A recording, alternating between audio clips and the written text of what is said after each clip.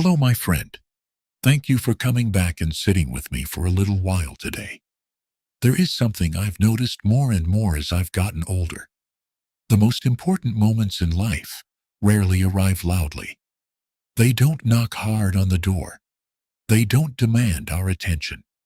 Most of the time they come quietly. A child tugging on your sleeve and asking, "Dad, can you play with me for a little bit?" A drawing left on the kitchen table. A book held in small hand outside the door of a home office. A little story someone wants to tell you before bedtime. And because those moments seem so small, we sometimes think we can save them for tomorrow. Today I want to tell you about a man named Michael. Michael was not a careless father. He loved his family. He loved his wife. He loved his daughter. He worked hard the way so many fathers do. But Michael had a habit that many people may recognize. He always thought he would have more to later. Michael was 45 years old. He lived with his wife and their 11-year-old daughter Lily in a quiet suburb just outside the city. Their house was not very large, but it was warm. There was a small backyard, an old swing under a maple tree, and in the living room on the shelf near the fireplace, there were framed family photographs. Lily as a newborn, Lily on her first day of school, Lily in a blue dress at her preschool performance, the three of them at the beach during a summer vacation a few years earlier. If you looked at those pictures, you might think Michael was a father who was always there. And in some ways, he was. He paid the mortgage. He took Lily to the dentist. He fixed her bike when the chain came loose. He bought birthday cakes. He showed up at family gatherings. He was there for the big days. But on ordinary days, Michael was often missing, not because he was far away, but because his mind was somewhere else. At work, in his email, on phone calls, in plans, and all the things he believed he had to finish before he could truly rest. Every morning, Michael left the house early. Most days, Lily was still asleep. Sometimes she would hear the garage door open, then the sound of her father's car backing out of the driveway. She would lie there in bed, eyes still closed, knowing Dad had already gone to work. In the evenings, Michael usually came home after dark. He would set his bag down by the door, take off his shoes, kiss his wife on the forehead, then ask, "Where's Lily?" His wife would often say, "She's doing homework," or "She's reading upstairs," or "She just went to bed." Some evenings, Lily waited for him in the living room. On the table would be a drawing she had just made, a very simple drawing. Dad, Mom, Lily, the three of them standing under a big tree, a yellow sun above them. When Michael walked in, Lily ran over. "Dad, I made this for you." Michael looked down at the drawing. He smiled. "That's beautiful, sweetheart." Then the phone in his pocket buzzed. He glanced at the screen. A work message. He said, "Let me just check this real quick, and I'll be right back." Lily nodded. She placed the drawing on the table. Then she sat down and waited. 10 minutes, 20 minutes. Eventually, she fell asleep on the couch. The drawing stayed where she had left it, under the soft yellow light of the living room. Michael never meant to hurt his daughter. He just thought those things could wait. He thought, "This weekend I'll play with her. When this project is over, I'll take her to the park. When work calms down, I'll spend more time with her. When everything settles down, I'll be more present." But some promises are not broken in one dramatic moment. They are postponed.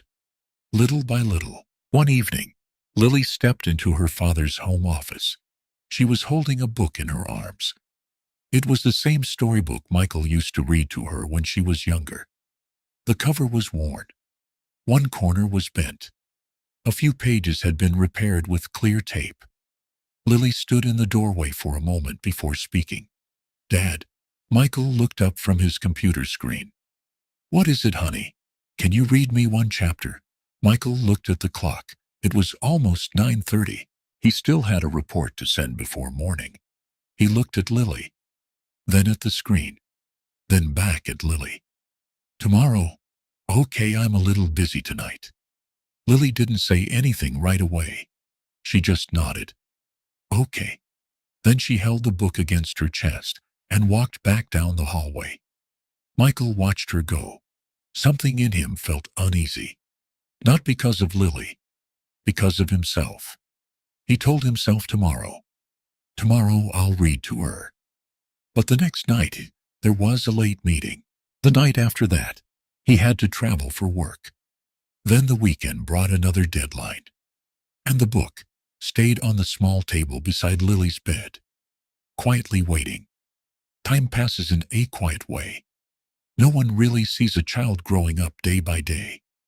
Until one morning their clothes don't fit. Their voice sounds a little different. Their questions become fewer. And their bedroom door starts to close more often than it used to. Lily turned 13, then 14. She no longer ran to the door when she heard her father's car pull into the driveway. She no longer brought drawings to show him. She no longer asked if he could play. She no longer waited for him to read before bed. Michael noticed it. But he didn't think too much of it. He told himself, she's just growing up. Kids her age are like that. They need space. They have friends. They have school. They have their own little worlds now. What he didn't understand was that sometimes children stop asking not because they no longer need you, but because they have learned not to exist to you. One Friday afternoon, Michael came home earlier than usual. His last meeting of the day had been canceled. For the first time in months, he walked into the house while there was still light outside. The late afternoon sun came through the kitchen windows. His wife was making dinner. The house smelled like toasted bread and warm soup. Michael hung his jacket over a chair. Then he heard laughter from the living room. He walked over. Lily was sitting on the floor with her grandfather. The two of them were looking through an old box. Photographs, movie tickets, a plastic bracelet, a few birthday cards. Lily picked up a faded piece of paper. She laughed. You really kept this? Her grandfather smiled. Of course I did. That was the first drawing you ever made for me. Michael stood in the doorway. He didn't say anything. He looked at Lily. The way she laughed. The way she sat close to her grandfather. The way she told him stories. Naturally. Comfortably. Without holding anything back. Then her grandfather asked, Do you still draw much? Lily shrugged. Not as much as I used to. Why not? She was quiet for a moment. Then she said softly, I guess because nobody really looks anymore. The words were not loud. They were not angry. They were not even aimed at Michael. Maybe Lily was only saying what she felt. But to Michael, it felt like someone had placed a hand on his chest. Not hard. Just enough to make it difficult to breathe for a moment. He stayed there in the doorway. For a few seconds. No one saw him. And in those few seconds, Michael understood something he had never really named before. His daughter had not stopped sharing because she was growing up. She had stopped sharing because too many times there had been no one truly there to receive what she offered. That night, after Lily went upstairs, Michael walked into the garage. He didn't know exactly what he was looking for. There was just something in him that wanted to open the old box's CCs. He pulled a cardboard box down from a shelf. On the side, written in black marker, were the words, Lily School Things. He opened it. Inside were small pieces of the past. A paper crown from a kindergarten play. A reading award. An old pair of pink gloves. A few Father's Day cards. Then he saw a stack of papers tied together with a blue ribbon. They were drawings Lily had made when she was little. Michael sat down on a wooden chair in the garage. He opened them one by one. There was a drawing of the family at the beach. A drawing of Dad grilling in the backyard. A drawing of Dad carrying Lily on his shoulders. A drawing of all three of them sitting around the dinner table. And in almost every picture, Dad was close by. Dad was standing beside Lily. Dad was smiling. Dad was there. Michael looked at those drawings for a long time. Then he realized something that tightened his throat. In the world his daughter had drawn as a little girl, he was a father who was always present. Maybe that was how she saw him. Or maybe that was how she hoped he would be. He kept turning the pages. Then he stopped at a small piece of paper. The handwriting was uneven the way children write when they are still learning to shape letters. The words were written in purple crayon. Dad, when you have time, can we go get ice cream? Michael didn't remember seeing that note. He didn't remember when Lily had given it to him. He didn't remember what he had said that day. And the thing that hurt most was not that he had forgotten one promise. It was that he did not know how many times he had forgotten. Michael sat in the garage for a long time. Outside evening had settled in. Light from the house came through the small window. He could hear his wife cleaning up the kitchen, water running in the sink, Lily's footsteps upstairs. The ordinary sounds of a family at home, sounds he had heard for years, but rarely truly listened to. He held the little note in his hand. Dad, when you have time, can we go get ice cream? Just one simple sentence. But sometimes the simplest sentences are the ones that stay with us the longest. Michael stood up, brushed dust from his pants, and walked back inside. He knocked on Lily's bedroom door. Can I come in? After a moment, Lily answered. Yeah. Michael opened the door. Lily's room looked different from the way he remembered it. The little drawings were no longer on the walls. There were posters now, photos of friends, school books, headphones, small objects that belonged to a teenager's world. Lily was sitting on her bed holding her phone.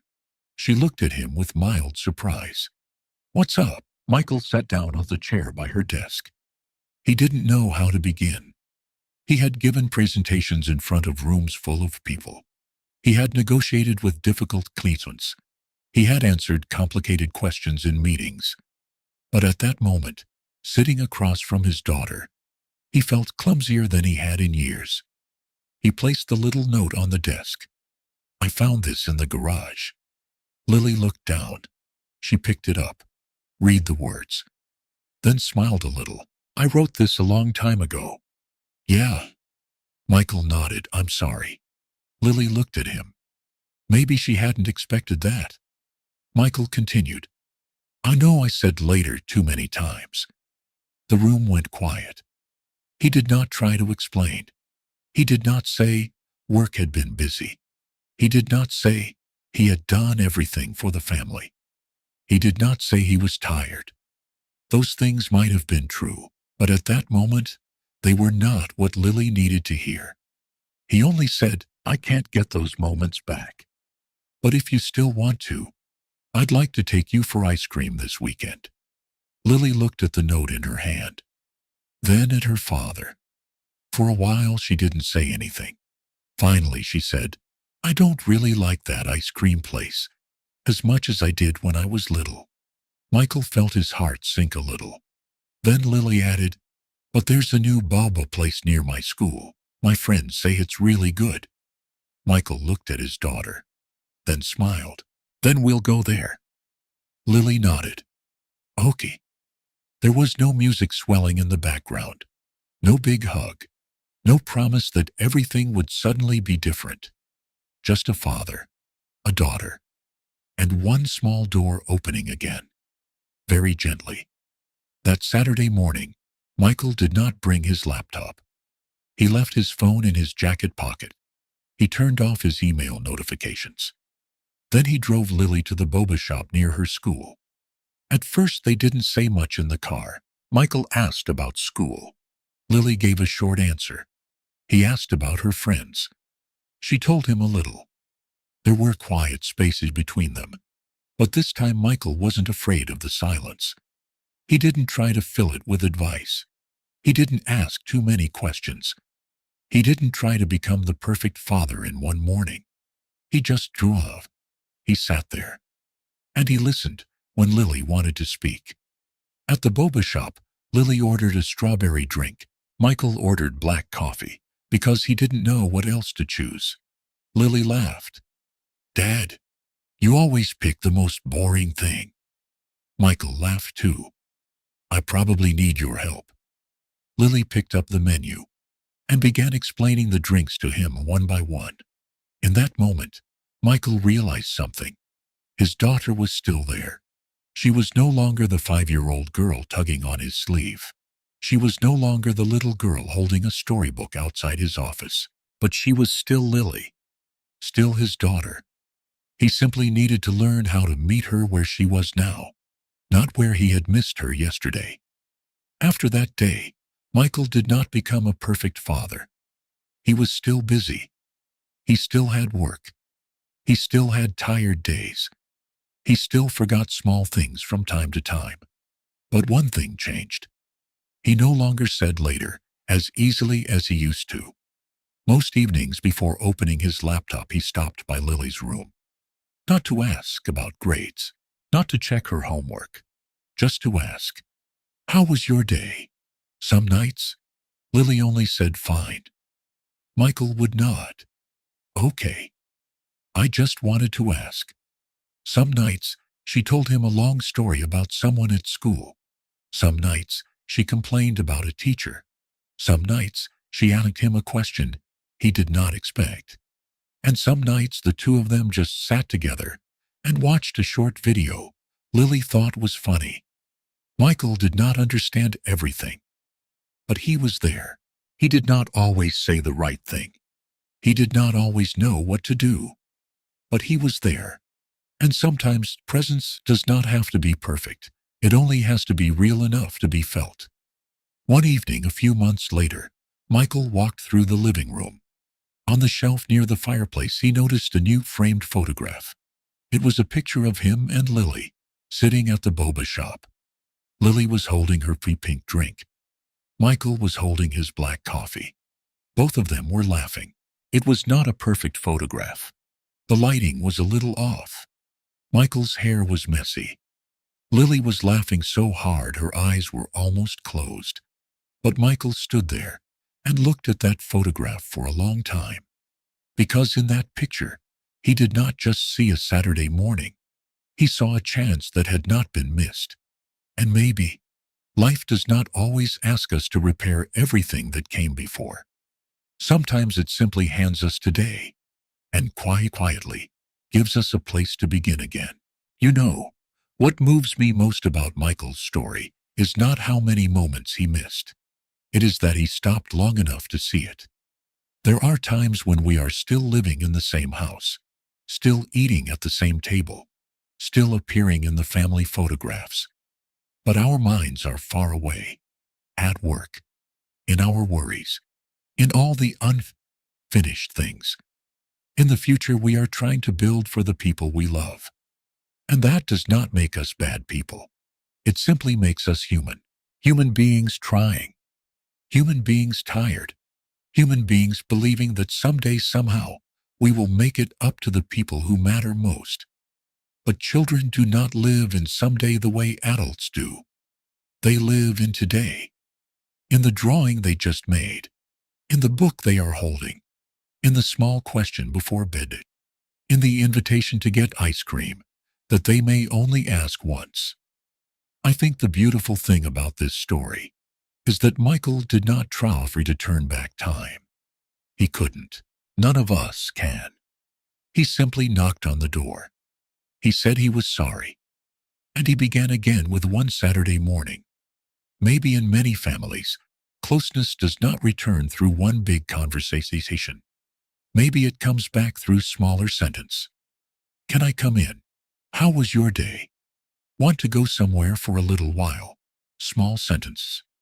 But when they are spoken with real presence, they can open a door. If today's story made you think of a child, your grandchild, or maybe even yourself from many years ago, I hope you hold that feeling gently, not as something to blame yourself with, but as a quiet reminder that today is still here. It may not require a grand plan, or a long trip, or a perfect promise. Sometimes it is only putting the phone down for a few more minutes, listening to the end of a small story, looking closely at a drawing, or knocking softly on the door and asking, "Can I sit with you for a little while? Thank you for sitting with me today. I truly appreciate it." Until our next story, take good care of yourself. And if someone in your life is waiting for your presence today, maybe it can begin quietly, with a few minutes, with one question, with a gentle knock on the door. This is Companion. Stories that remind us what truly matters.